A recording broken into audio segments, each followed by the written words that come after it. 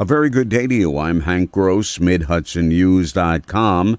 It's Tuesday, August 30th. The news today brought to you by the Galleria at Crystal Run. Senator Kirsten Gillibrand visited Orange County's Black Dirt region in the Pine Island area yesterday to tout the benefits of the recently approved Inflation Reduction Act signed by President Joe Biden and which is expected to help farmers like Chris Pavelski. Included in the legislation is more than $5 billion to help struggling farmers, such as loan forgiveness and funding to help farmers and rural communities transition to climate-friendly agricultural practices and green energy. Pavelski helped Gillibrand craft a bill, the Relief for Small Farmers Act, and critical parts were included in overall inflation reduction legislation.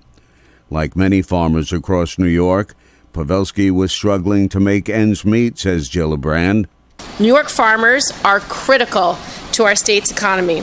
Our state is home to more than 30,000 farms, which contribute billions of dollars to our gross domestic product.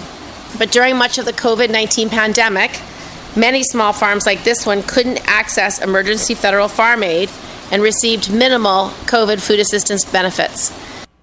Pavelski, who helped Gillibrand craft the legislation, called it an incredible accomplishment. This is about smart public policy. We don't want to have our food production controlled by a handful of large corporate entities out in the Pac Northwest where no one lives. This is about maintaining our domestic food supply, in particular with small family farmers. Like many farmers, Pavelski has had to cope with weather downturns, which makes it difficult to maintain his operation, and a pandemic that reduced demand and raised costs. Ulster County Executive Pat Ryan and State Environmental Conservation Commissioner Basil Sagos Monday got a first-hand look at the forest fire raging at Napanock Point at Minnesink State Park. A second fire has broken out at Stony Kill in Minnewaska, which crews are working to assess and contain, says Ryan. Unfortunately, based on the really dry weather conditions, we expect that there will be continued spread in the short term.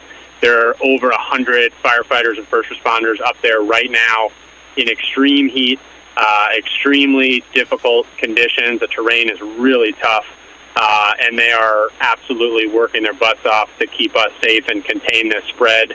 All access points to Minnewaska State Park Preserve, including Sam's Point, are closed today until further notice to maintain public safety.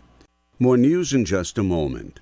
The Galleria at Crystal Run offers summer fun for the whole family. Bowling, karaoke, billiards, and a full arcade, all conveniently located at Round 1 Bowling and Amusement on the lower level. Looking for a family-friendly lunch spot to take a break? Think Round 1. They have pizza, burgers, 99-cent ice cream, and more.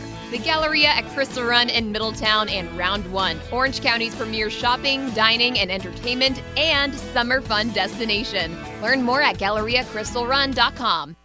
The Orange County Sheriff's Office has suspended fingerprinting for those seeking a pistol permit. The suspension is in place until further notice and as a result of the new gun laws enacted by the state legislature. The city of Kingston has, as part of the Kingston Forward rezoning initiative, released a second draft of the proposed zoning code. It will be presented at a public hearing on September 15th at 6 p.m. at City Hall. The second draft reflects community feedback to the first draft. Among the modifications is more affordable housing, says Mayor Stephen Noble. We had affordable housing as a part of any new project going forward. We really wanted to make sure that we gave homeowners the ability to build accessory dwelling units on their property to be able to kind of put our properties to more use, to be able to create more housing units. Revisions to the affordable housing standards include an increase in the number of affordable units required for larger projects, additional incentives for affordable housing, for conservation village plans, and new enforcement provisions. State police said Monday that the victim of a drowning in the Delaware River on Saturday was a Richmond Hills, Queens resident.